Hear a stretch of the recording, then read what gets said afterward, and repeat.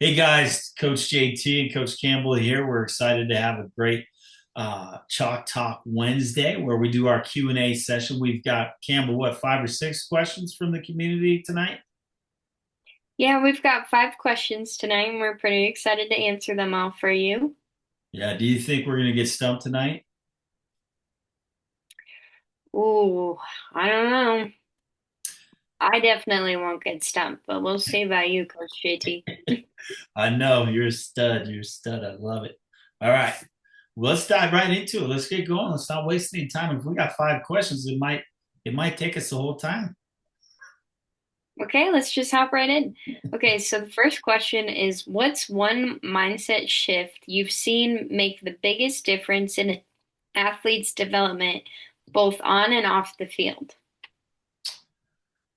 One mindset shift. Man, that's a good question. Give a thumbs up to whoever gave that question out of the community. I would say the biggest mindset shift that any player and or coach can have is it's the moment when they finally decide that they're going to get it what they want no matter what. And I know everybody says, yeah, I want to be a good player, I want to hit home runs, I want to do this. I want to be a team captain. I want to go to college, all this stuff. Everybody says, I want. Coaches say, I want to win, all this stuff. But I've been doing this long enough that I noticed that there's a point where a lot of people fall off. They just give up, they quit, right? And that's when you fail. You don't fail until you quit. But at that moment, there's a handful of the greats, whether they're playing or they're coaching, that something changes, something they make this decision, and you could see it in their eyes. You could see it on the field. You could see it in their posture, where suddenly without a doubt, just look at them, they're going to get what they want, right? And everything changes. They become this sponge for information, and they're the first one to practice. They're the last one to leave.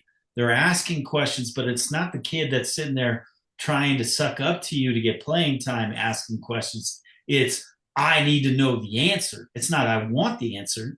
It's not I want to be good. It's I need to be good. This is what I want to do. In this, man, I'm really pumped up about this question, ain't I?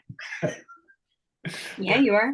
that's the biggest thing when they make this decision, and it's internal, it's not external. A parent can't make it for you, a coach can't make it for you, but you just see, and as a coach you're just like, oh my gosh, yes, thank you, because from that moment going forward it's the learning curve goes from like this, and they're slowly gradually learning to boom, and they're out of this world, and it's like they break through this. Bob Proctor calls it a paradigm, right? They believe they're this, and something happens where they see this goal that they've been working at for a long time, and all of a sudden they say, actually, I can do that. And then bam, they just take off like a rocket. That's the biggest one, I think. And I don't know if that qualifies as a single thing. It's like a compilation of moments. And some guys like Michael Jordan, his point was when he got cut from the JV basketball team, and that was the best thing that ever happened to that guy because he went to work. He was like, oh no, there's no way somebody's gonna be better than me. He just went to work. It's like Will Smith always says. One of his famous quotes is, if I get it on a treadmill, and this is Will Smith, not me. If I get it on a treadmill next to you, I'm going to beat you or I'm going to die. I will outwork you. I promise you. We'll get on that treadmill and you will stop before I stop or I will die. And that's that mentality. Once you make that decision and it's no longer a wish and a dream, it's I believe. And now it's time to go to work. Right? What do you have to say about that? Yeah, I think that's great. I love that already you're up on your preacher's box over there. Oh my gosh, I Um, love that. Such a great question, but I'd love to hear. what you have to say. And just so the listeners know, my boxer is outside the door whining right now, so I'm gonna have to let him. Nobody else is home. But go ahead, Campbell. Say what you think. Yeah, so I don't know if it's necessarily like a mind shift I've seen. I guess it's more like I've seen in people, well, I guess it is a mind shift, but I've seen with a few people like they make that conscious decision to be present, to be coachable, to be open to learning. And I've seen it happen with a handful of guys on the team, like Woody, who we talk about often on this podcast. You can just see that he wants to learn how to play baseball. He has this drive to play baseball, and he made this decision to be coachable and to be open to learning and just, to do whatever it takes to be able to play baseball. And he's a great guy. He has a great personality. And now all of a sudden he has been working so hard and his work has been noticed. I mean, we put him out there in the field. He had his first, and now he has like 8 career catches out in the outfield. Um, Awesome. and we learned that he has a great arm and all we needed to do is just you know, help him with his throwing progression a little bit. And he's going to be a fucking, oh, sorry. I probably shouldn't say that, but he's going to We'll be a bleep that stud out later, out in Campbell. the He's outfield. gonna be a stud.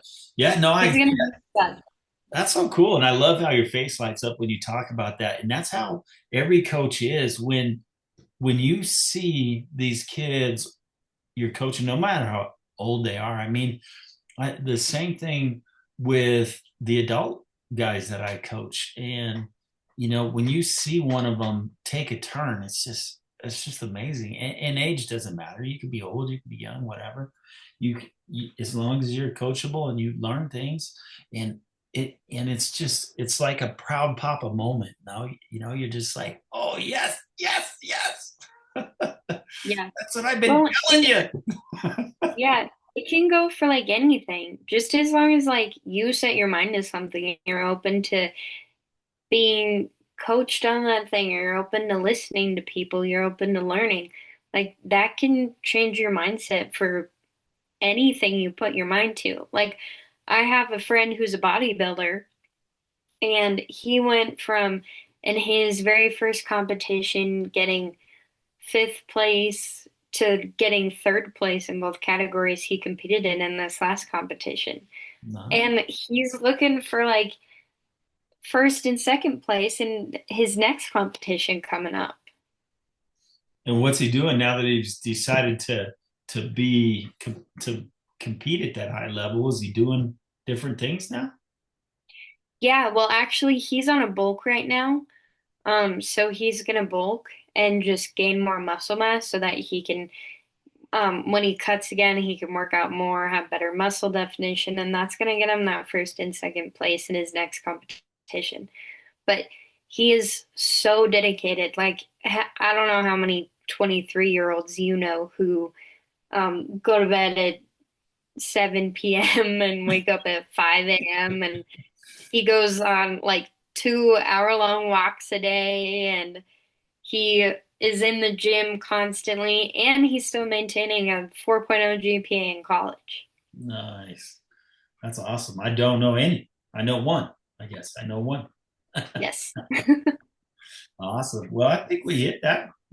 I think we passed on that question. I think we did a good job. What's our next one? Okay, so the next question our listeners have for us is how do you approach building confidence in players who might be struggling with performance or self-doubt?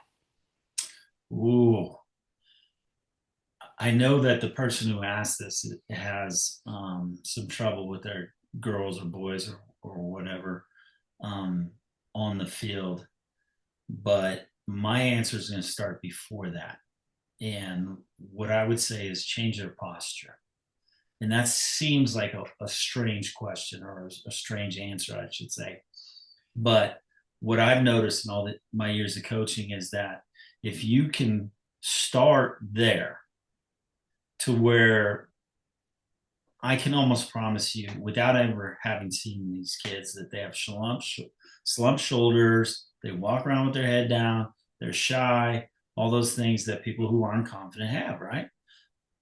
Well, you can either build your confidence through success, right? It's called the success cycle. So you have a success and you do something and you have a success and then you um, feel good about that. So you repeat that and you keep going around and every time you do it, you get better and you get more confident and all of that. And that's great. But this coach right here sounds like they have somebody who's very not confident. So they're not having a lot of success. And I would start with your posture. And the reason why is think about it. Cambell, put a smile on your face right now. Come on. All right. So you feel better, right? Instantly. Like instantly. I can feel you feel better, right? Because you're smiling. And it's the same with your posture. When you sit up and you focus on it, it does two things. One, it directs your focus at something intentionally, your body. You're very much here and present. It's a good learning space to be in, right? And number two, you just, you, what am I trying to say here? You give out this energy, this feeling, this vibe. Yeah, I am confident, right? And you can actually start with the posture. You don't have to be confident to have the posture. You can change your posture right now. And what I would say to this coach is the first thing I would do is go through and get them to teach them good posture. Get them to have good posture, whoever this is. Have them, I know you guys can probably hear my dog back here making his bed or whatever the heck he's doing, but Please teach, excuse Bentley. yeah, he's such a goofball. But teach them good posture and tell them to focus on it, right? Walk around in the halls and focus on your posture. When you're in your chair, at the table at home, focus on your posture. When you're at school, at your desk, focus on your posture. When you're at lunch with your friends, focus on your posture. And if you do that, what you'll notice is everything gets better. You start to have more friends, you start to have better interactions, you start to feel better, you start to have more confidence. So even though we haven't really done anything but change how you're sitting there or how you're standing or how you're walking, now you have a different presence about you. And you're very, very much in your body when you're doing that. And once you get in your body and you're focused on that, it's a very quick learning process. You can shorten the learning process. So all the techniques and things that you've been teaching these kids, and I'm talking directly to the coach right now, all the things that you've been teaching these kids, when you get their posture right, all of a sudden they'll sink in. All of a sudden they'll absorb that. All of a sudden you'll see, like I'm always talking about exponential growth, right? And you'll start to see that for two reasons. Number one, well, there's probably three or four reasons for sure. But number one, they feel better because they're smiling, they got good posture. Other people notice that they're giving off a better energy. Number two, they're starting to get some confidence because of those things we just mentioned. And then number three, I forgot because I was so into number one and two. What was I trying to say on number three? Help me out here, Campbell. This doesn't qualify as a stump on a question, right?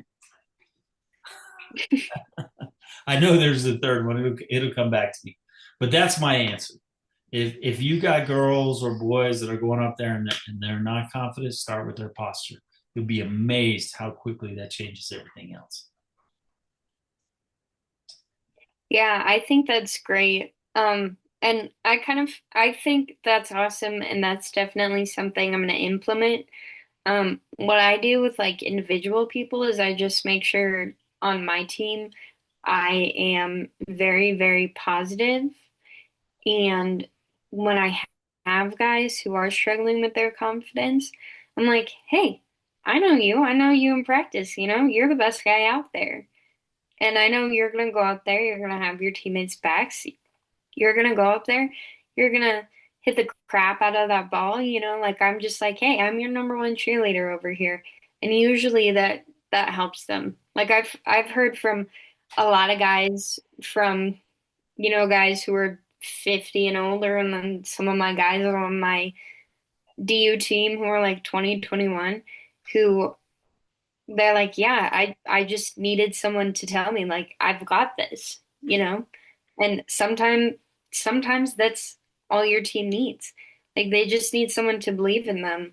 If they're having a bad day, a bad practice, maybe they're having a bad season, they just need that one person to be like, "Hey, I know you can do it. You know you can do it. Like go out there. You got this. I believe in you." And sometimes that's all it takes.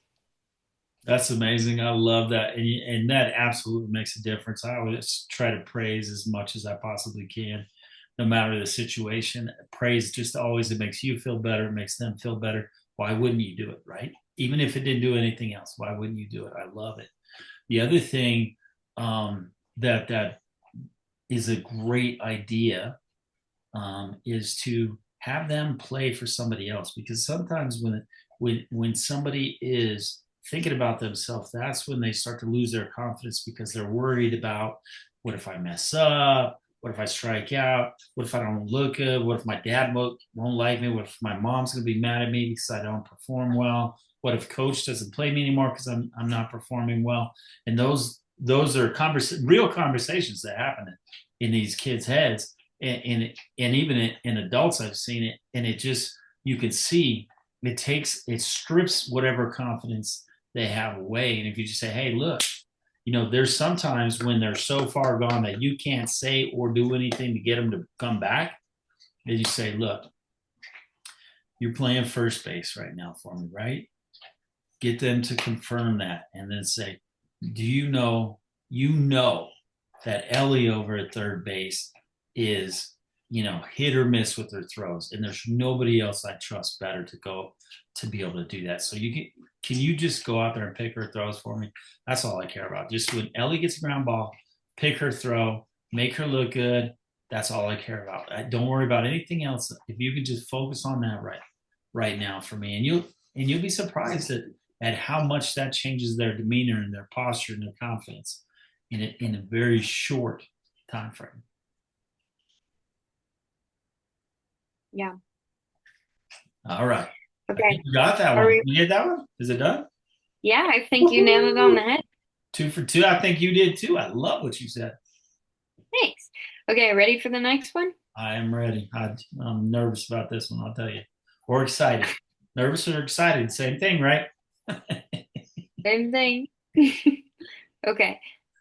This one is, in your experience, what role does technology like AI swing analysis play in helping athletes reach their potential?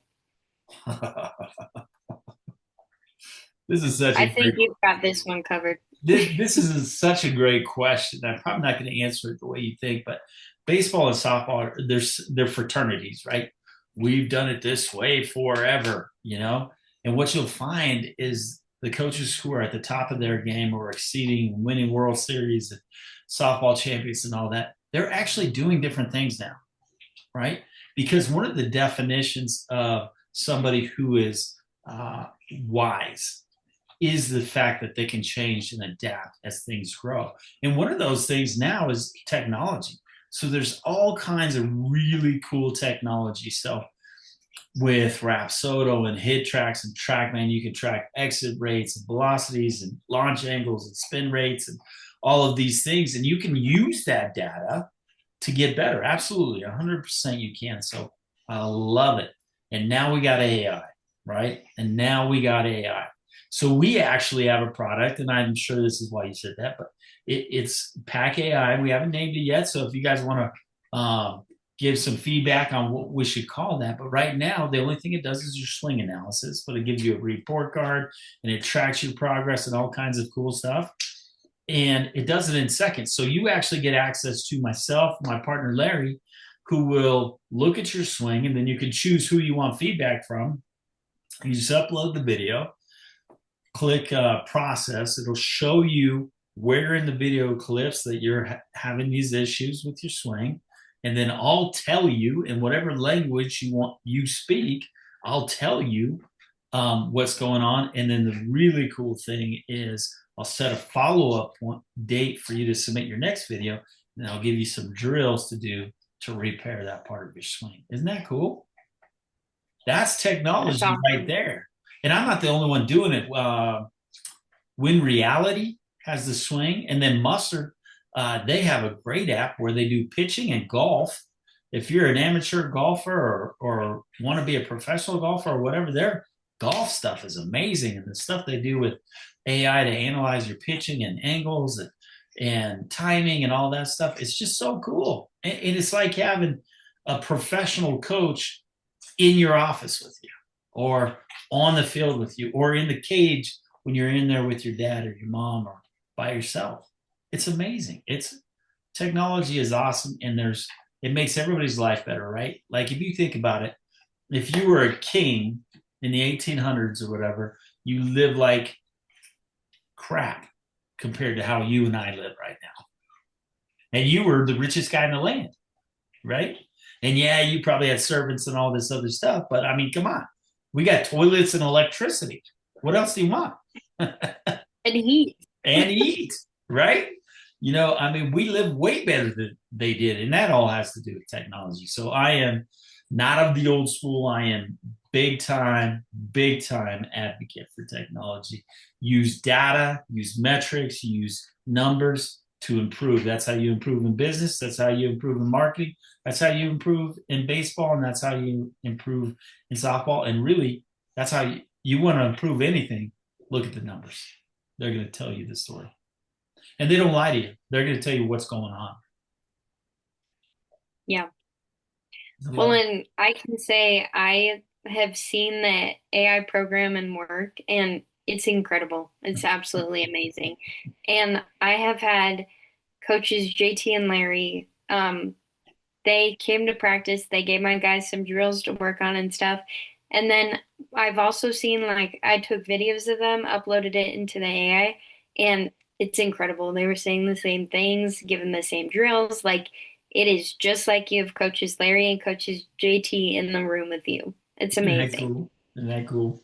It's I so love it. I cool. think maybe at the end of this segment, for those watching the video, I know some of you are listening to this on Spotify or wherever you get your podcast from. But if you're watching this video, I think if you remind me, Campbell, at the end, we should take them on a tour of the community so they could see not the AI necessarily, but the community that we're talking to and where these questions are coming from. Yeah, let's do it. Okay. Um, so are you ready for our next question? Oh my gosh, yes. Did we finish that one? Are we good? I think so, yeah. All right, that was an easy one. Yeah. Um, so this next question is, can you share a story where a team or player overcame a major obstacle through community support or the Wolfpack culture? Community support or the Wolfpack culture? Definitely the Wolfpack culture because that's me. I was born from me. Yes, that intermixes with Larry and with you and everybody else involved. But yeah, definitely the Wolfpack culture and community support. Absolutely. I'm trying to think. So there was this girl Hal that we had on Miley's Revolution team, and when Miley came to the program, I was not a coach. I want to say that right now. I was not a coach. Miley, her senior year, wanted me to just be her dad while she played her last year of comp ball, and that was amazing. I would absolutely do that again. But when we first came in there, Hal's a good player. She's a great player, actually. And in practice, she was wonderful. And then I was talking to the coach. I'm like, how come it doesn't seem like she really shows up at games? And he's like, I don't know. I can't figure it out. And then I talked to Miley, my daughter, your little sister, and I said, Miley, what's going on here? And she's like, nobody likes Hal. And I said, oh, I know exactly what's going on. So I went over and talked to Hal, and I personally interacted with her and got to feel kind of what was going on and said, you know what? I think it's not that you're not a likable person. I think it's that you are very opinionated and you have no give. You're like a brick, and bricks are hard. And hard is okay as long as you don't want friends, right? If you're hard, it's very very hard to be soft if you're a brick, right? So I talked to her about that, and after that, she actually became a leader on the team. She did really well. She ended up going to Otero College to play softball, and the girls had a great time, and it really changed the dynamic. And she had played with the team a year before, maybe even 2 years. No, I think it was just one season before that she had done a full season with that team before Miley joined. And so it's amazing that with understanding what the actual problem is, how it just sort of corrects itself just by having that discussion with her. And um, that's one example. And I know I wasn't coaching there, but that's an example of what a coaching culture and community we've built with Pack Nation, right? Because we will do that with anybody. If you're a coach who wants to come in and learn how to be a better coach, we'll do that with you. If you're a player who wants to come in and be a better player, we'll do that with you. Absolutely, 100%. Open arms. I don't care who you are or what your challenge is. Our group, our community can find the answer. And a lot of times it's not me. I mean, some of the answers you come up with, Cambell, are phenomenal that I don't even think about when the questions are asked. And that's why it's a community. And that's the value of this community. I mean, it's coaches helping other coaches get better. And the bottom line is, I love this game. You love this game. The other coaches love this game. And if we're better coaches, we're going to have better players. If we have better players, the game's going to get better, faster, more exciting, which is what everybody wants. I love it. And I apologize. Somebody just got home and now I got to let the dogs out of the office. Killing me. Killing me, Smalls. All right. Anybody who has dogs out there knows exactly what I'm going through right now. Especially if you have boxers. Especially if you have whitey They are ass talkers. boxers. They are talkers. They let you know what they want. Yes. And sometimes they punch you. Yeah. And occasionally they sneak into your bed and they steal your pillow and sleep under the covers right next to you. Oh, we're getting real personal now. We're getting real personal. I love it. Hey, why don't you answer this question too, Cambell? I'm curious to say, I mean, you grew up in the pack culture in our house. Like, Mm. what is your answer to this question? Do you have a good story?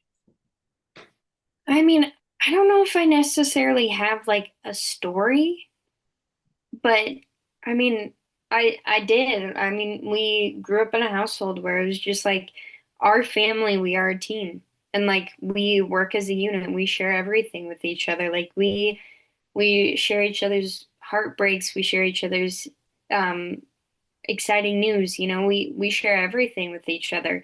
And our family is so open and communicative, and you always know what's going on in everybody's lives. And I think I have met a lot of people in college who just they don't have that relationship with their parents or with their family, with their sisters. And a lot of them, they'll like come over. One of my friends, Gwen, she comes over to our house a lot. And she's like, I love your house. Like, it's so loud and it's crazy, but you can tell that you guys love each other and you're there for each other and you just, you know everything about each other. And I think that's really, really great. And I love that you and mom created that community, that Wolfpack, for a family because it really did. It made for a great childhood. And I wouldn't change it for the world. And that's what I'm planning on doing with my family when I have one in like 20 years from now. Or whenever it happens, it'll be awesome. Hey, so I love that. I love that. I love that. And yeah, and you girls we've always been super open with that. And that's the thing.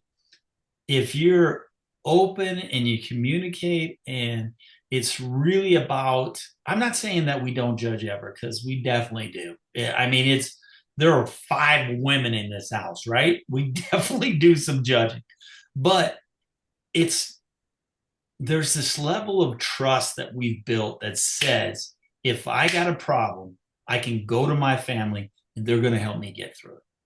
And that's really where the pack family is, right?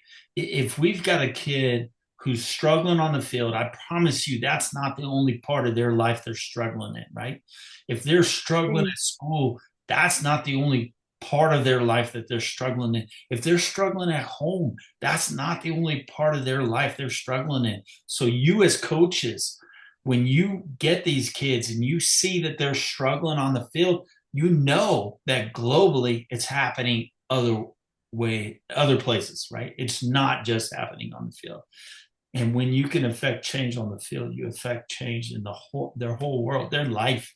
You will change someone's life. I mean, we talked about that question of creating confidence in your players earlier, and that's exactly it, man. If you do those things with those players here on the field while you got them, man, you're changing their life. You're changing their life, and that's cool. That's way cooler than winning baseball and softball games. They're winning Yeah. in life. Freaking love that. Yeah. Yeah. I think you answered that right on the dot. I think that was great. Oh my gosh, we're doing so good. What are we? Is that four now? Yeah, that's four. Four for four. Okay. That's a good day. Are we going to go for five? You ready for the last question? I'm ready. I'm ready. Okay. What advice would you give to parents or coaches who want to help athletes balance development, competition, and fun? You make it. I'm going to answer this real quick and real easy. And I know all my answers have been long tonight. If you want to balance fun, competition, and what? Um, Development. Oh, Development, wait, development, competition, and fun. development, competition, and fun. It's easy. Make development and competition fun. Period. That's all you got to do. See, when you go out there and you just drill, right? You just do these drills, do these drills, do these drills. It becomes monotonous. It becomes hard. It becomes that. And if you're not giving them a bigger picture or a bigger goal, then that becomes practice becomes something of a burden, right? And you've seen this in your little sister. When they're not winning and they're not being coached properly on their goals and what they're working toward and what practice is actually for, practice becomes super burden. It's burdensome. How am I saying that wrong? I don't feel like I'm No, saying you're saying it right. that. Okay. It's a big time burden instead of what it should be, right? My thing is when I was growing up, like I love practice. Why do I love practice? I get to swing the bat 100 times. I get to throw the ball 100 times. I get to do all this stuff. I get to go to the outfield and shag balls and I'm diving. And I never play the outfield, right? So I always made practice fun. And I still do. I always make practice fun because if development and competition is not fun, why are you playing a game? It's a baseball game. It's a softball game. I don't go and say, "Hey guys, we have these family game nights, right?" And I say, "Hey guys, tonight we're gonna do math. We're gonna do math together. Let's do some science." And I'm sorry if there's some people out there who want to do that. I'm not dogging that. I'm just saying that wouldn't go over all that well in my house. No, we say let's play some cards, let's play some checkers, let's play some BS, let's play some. You like how I censored myself there. Whatever. Mhm. You're playing a game. So just when you're planning practices and you're planning all these things, make sure that you're keeping that in mind and your plans will start to have this element of fun in them. But it's also about the bigger picture, the bigger goal, right? I never thought of practice for what it was working hard, breaking a sweat, burning calories, all of these things that it was. I never even thought of working out that way. What I thought about was playing, getting that home run, stealing that extra base, throwing that guy out at second, striking that guy out, you know. going 4 for 4, 3 for 3. That's so cool when you do that. And you don't get there without practice. And so when you are so intensely focused on your goal, practice is just a thing that you got to do and you do it. And then as a coach, you can make it more and more fun.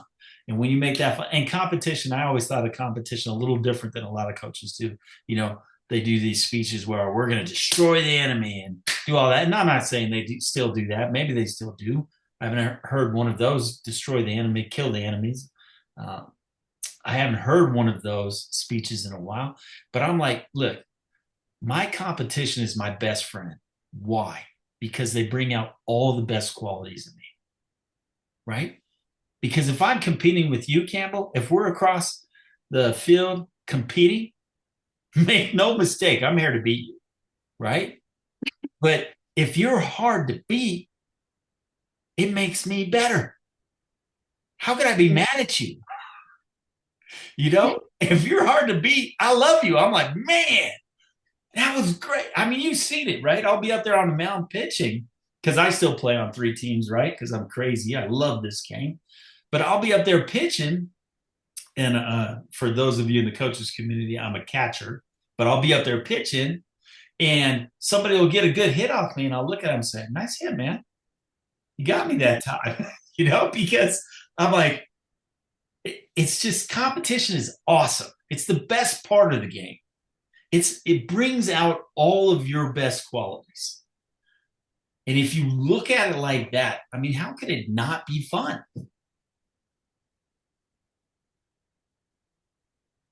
Are you getting some text messages right now, Cambell, or what are you looking at there?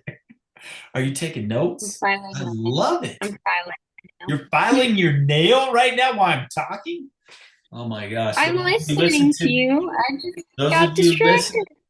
those of you listening to me on the podcast, I hope you know she is my daughter. So occasionally my voice is like this thing that just sort of puts people to sleep. I gotta keep myself busy, otherwise I'll zone out. I love you. Hey, if you've gone through 21 years of Coach JT yapping at you, occasionally you zone out his voice. I know. Have you ever read my books? Any of my books I wrote? Yeah, Oh, okay. You're the only one. I the home remember team. I edited. coaching the home team. Yeah, you helped me edit it. And Yeah, how old were you when I wrote that book? I was in like sixth or seventh grade. Listen to this. If you're on this is how awesome Cambell is. Cambell edited my book when she was a sixth grader.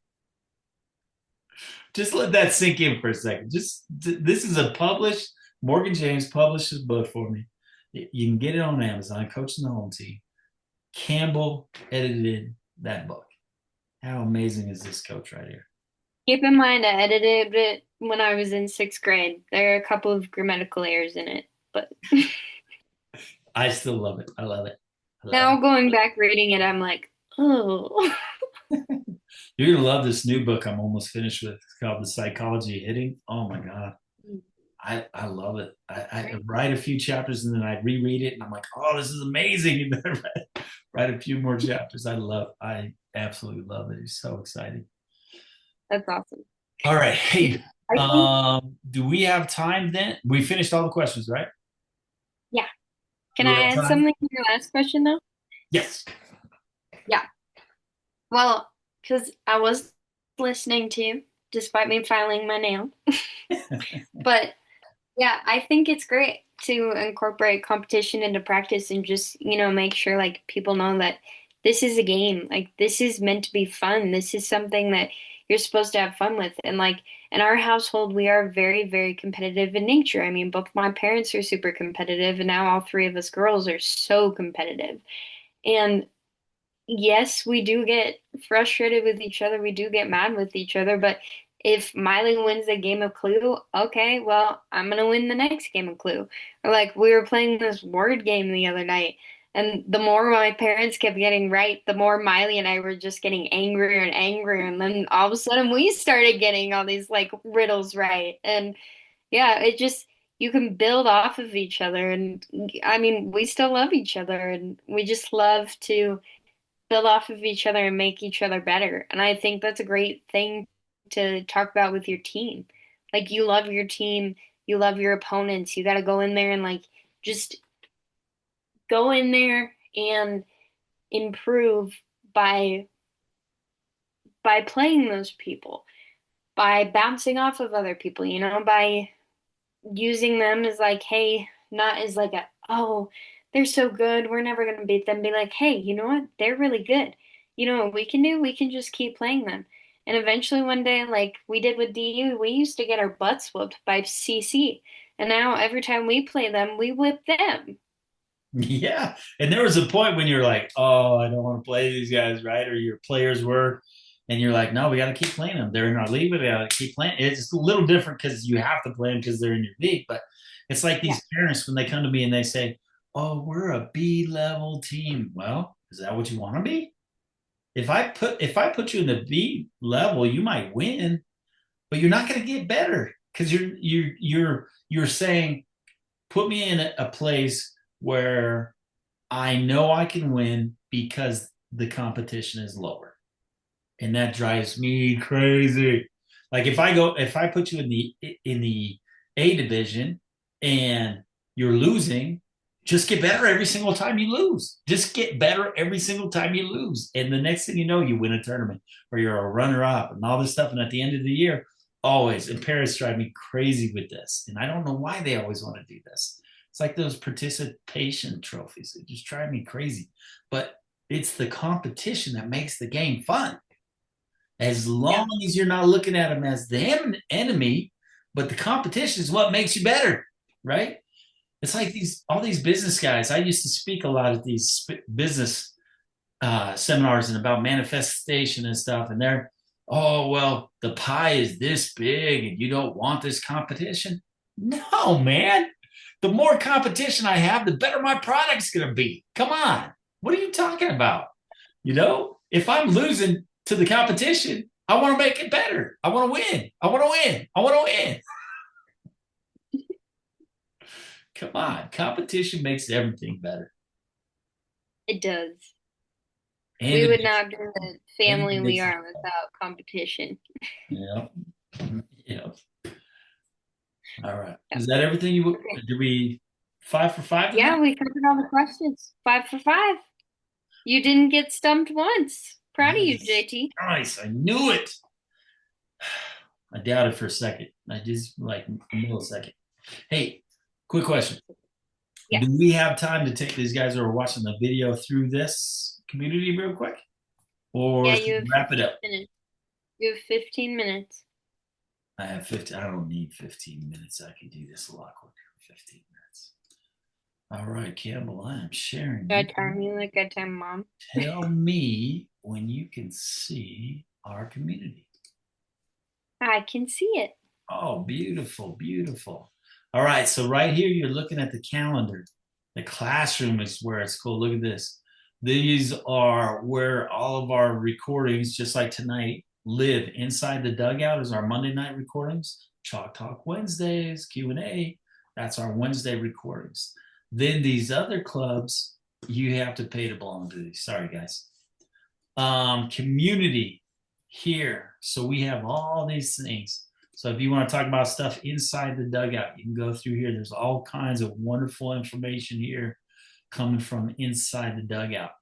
I don't know why all of a sudden it says import data, but I guess I don't know what that is, but it has something to do with loading the questions and comments and stuff.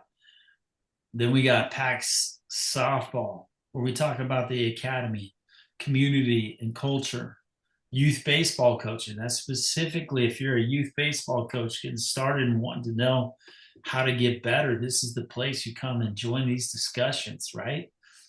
Then we got softball coaching.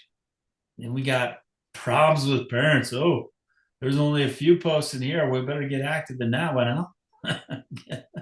Because we know they're active on the field. But that's where you come in and you discover you don't come in here to complain about parents. You come here to figure out how to handle them better, right? And we've had calls about that. Volunteer coaching tips. Oh, fantastic section right here.